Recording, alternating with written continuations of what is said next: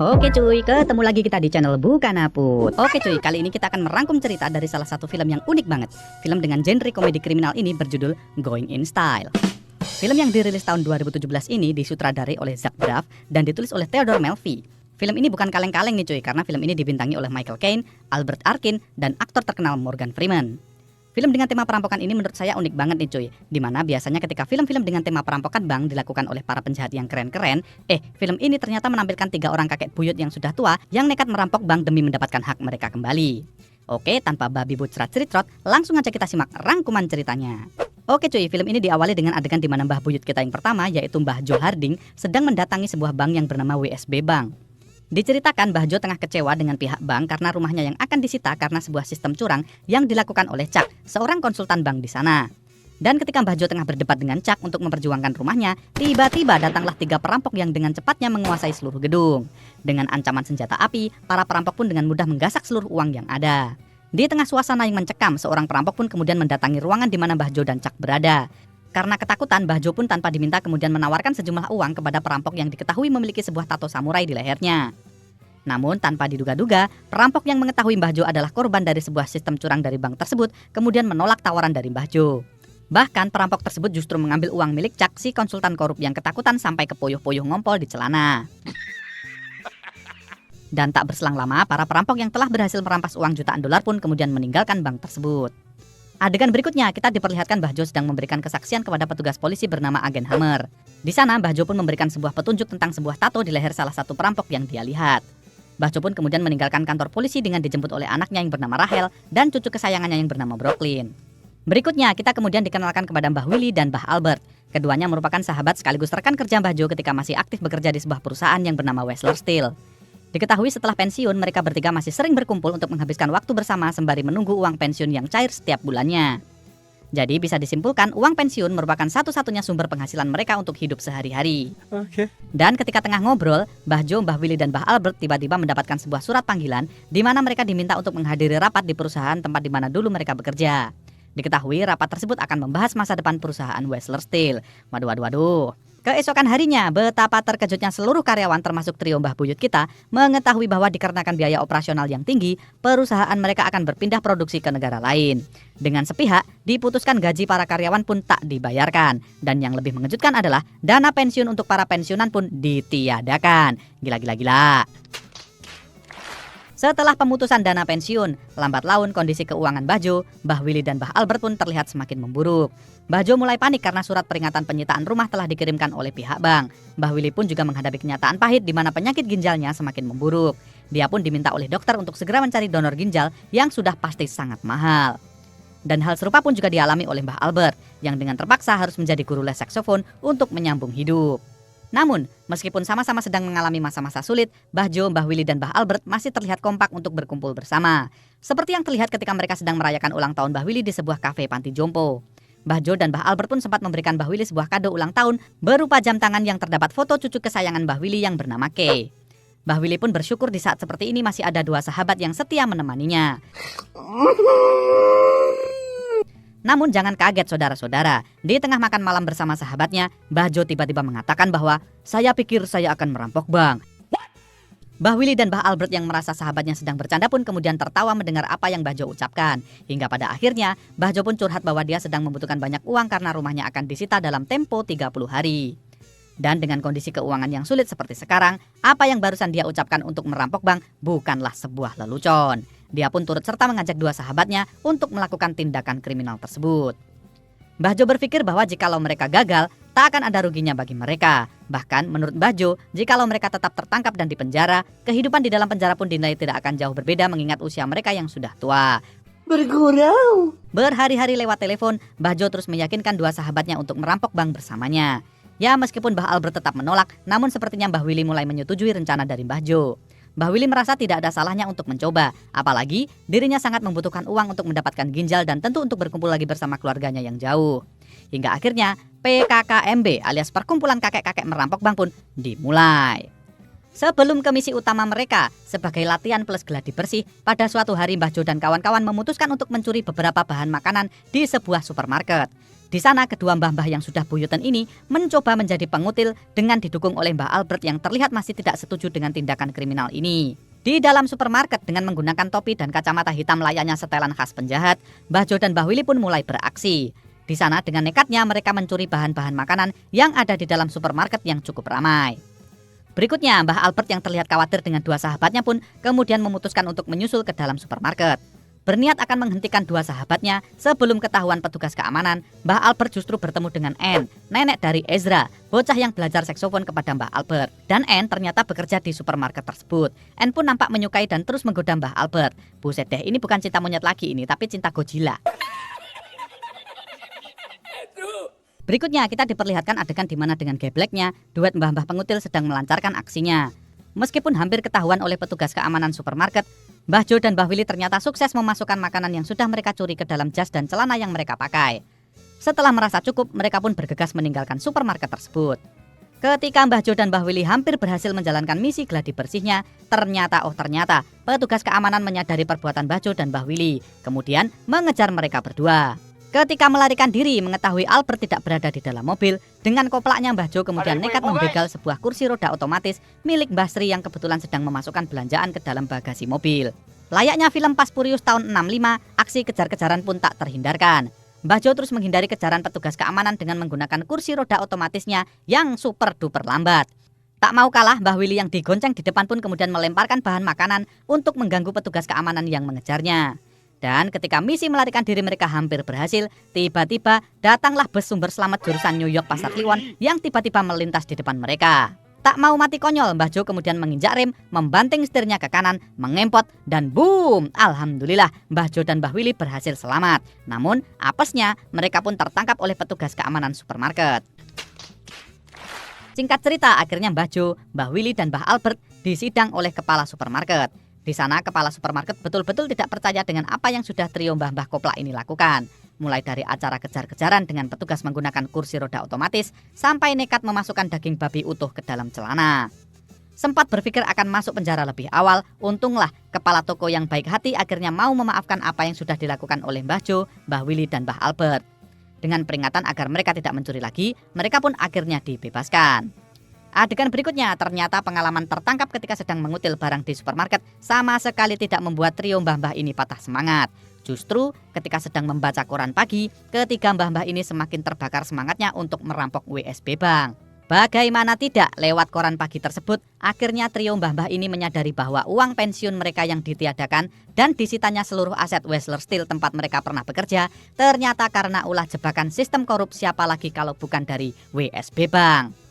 Tanpa babi bu, Mbah Albert yang tadinya menolak ajakan Mbah Jo dan Mbah Willy pun kini seketika berubah pikiran dan memutuskan untuk ikut merampok bank tersebut. Lewat sebuah informasi dari mantan menantunya yang bernama Murphy yang berkecimpung di dunia nyimeng, kini Mbah Jo kemudian mengajak Mbah Willy dan Mbah Albert untuk menemui seorang mantan penjahat hebat yang bisa menjadi mentor mereka dalam merampok bank. Singkat cerita, trio mbah-mbah koplak ini pun akhirnya bertemu dengan Lek Garcia. Menurut kabar, dia adalah mantan penjahat terkenal yang kini sudah insaf karena nonton sinetron Hidayah. Diketahui saat ini dia pun memiliki kehidupan yang lebih baik dengan mendirikan usaha toko hewan peliharaan.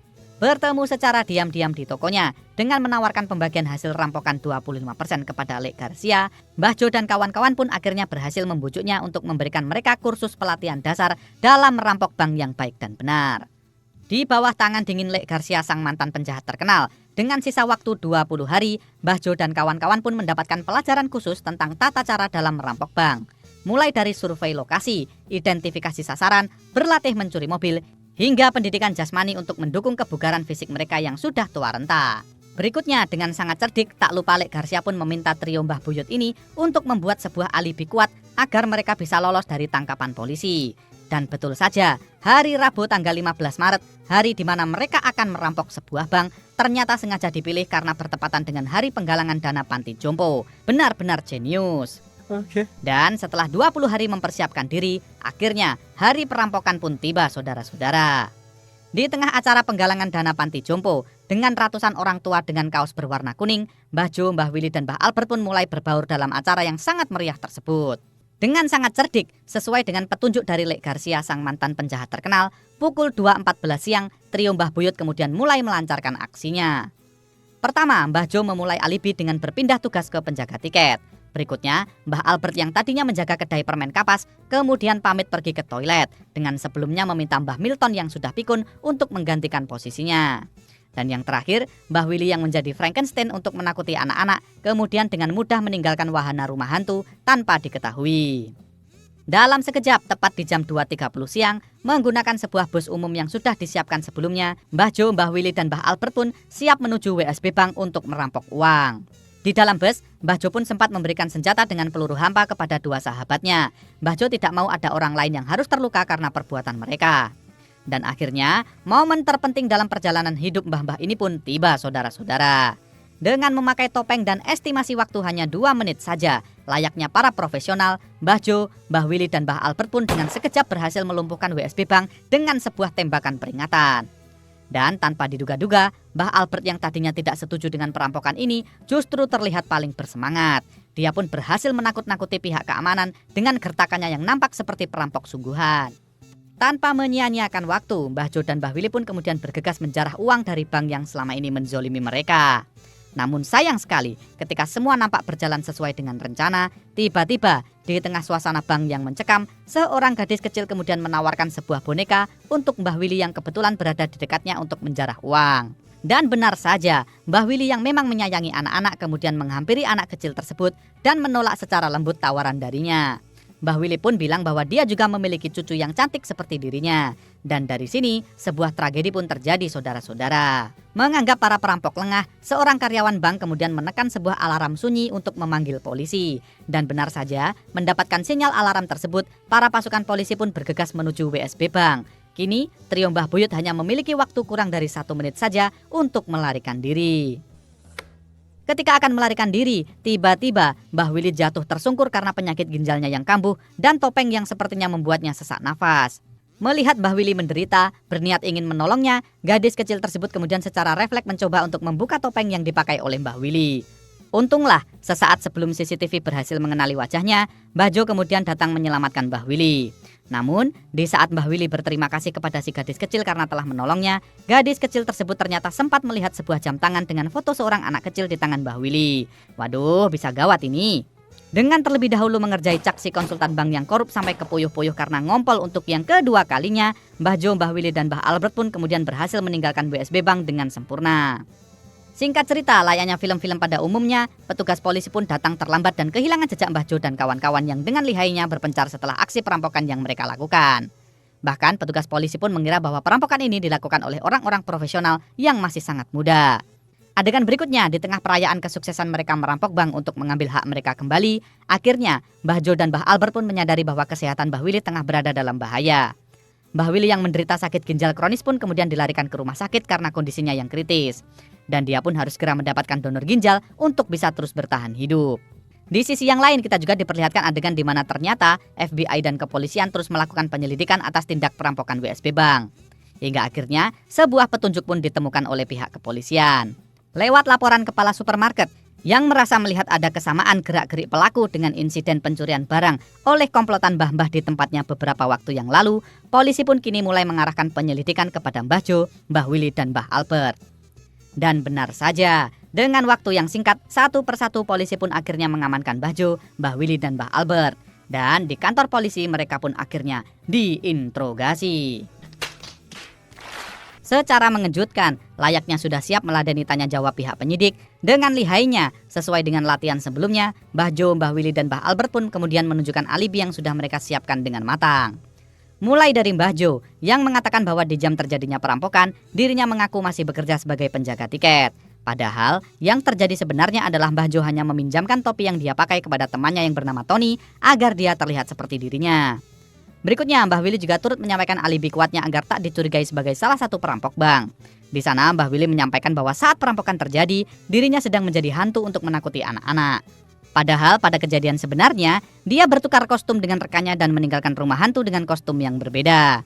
Alibi sempurna lainnya disampaikan oleh Mbah Albert, yang mengaku bahwa dirinya menderita sakit perut yang menyebabkan dirinya bisa berada di toilet selama berjam-jam lamanya.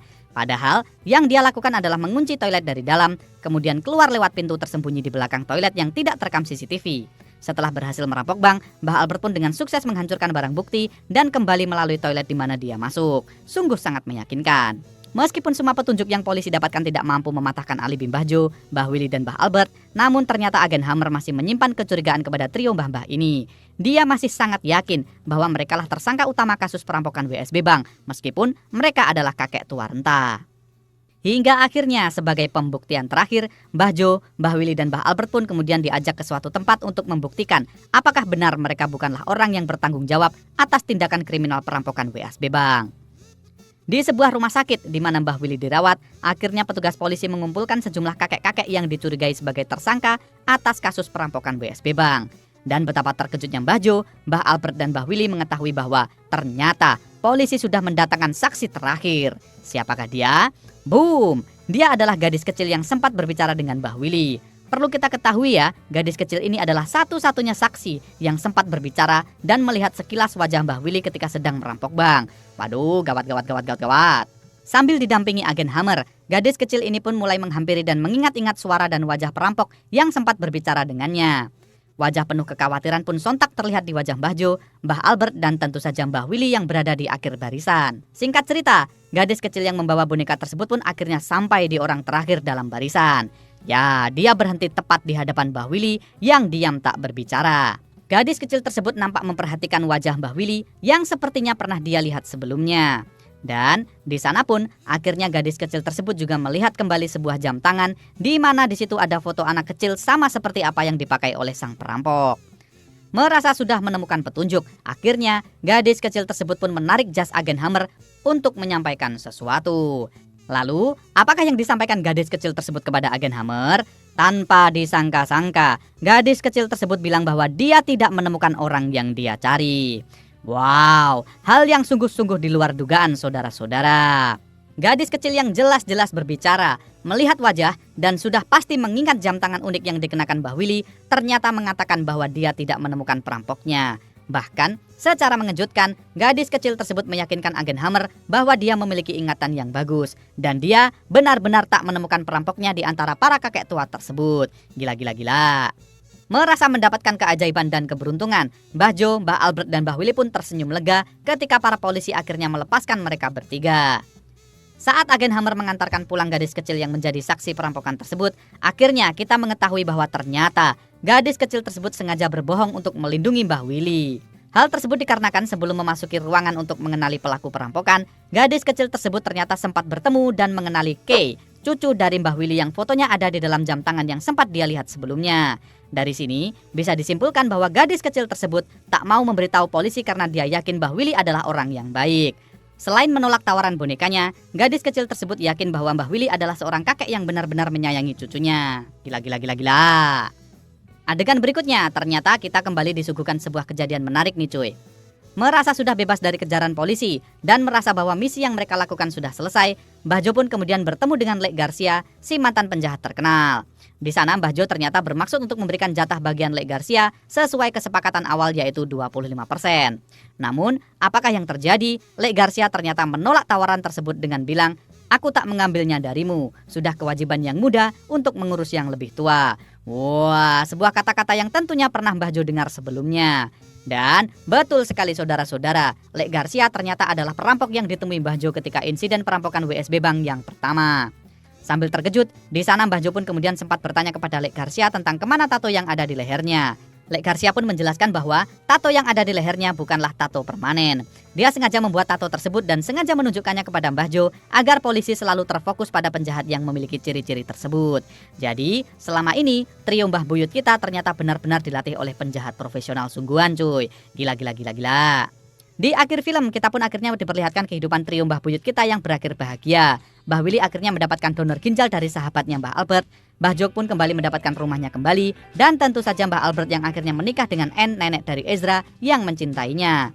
Tak selesai di sini, trio Mbah Buyut kita pun tak lupa bagi-bagi rezeki kepada rekan-rekan mereka. Mulai dari memberikan tips banyak kepada pemilik kedai kopi di mana trio Mbah Buyut kita sering ngutang, hingga memberikan sekoper uang untuk rekan-rekan mereka di panti jompo. Sungguh ending yang sangat membahagiakan. Oke cuy, itu dia rangkuman alur cerita film Going in Style. Film yang sekali lagi mampu memberikan kesan tersendiri bagi saya. Sebuah komedi kriminal yang dibungkus dengan cerita yang menarik dan tentunya ending yang sangat bagus. Sekali lagi saya ucapkan terima kasih banyak buat teman-teman yang sudah menyimak rangkuman alur cerita ini sampai selesai. Jangan lupa like, komen, dan share videonya jika kalian suka. Jaga selalu kesehatan dan sampai jumpa di rangkuman film selanjutnya. Dadah!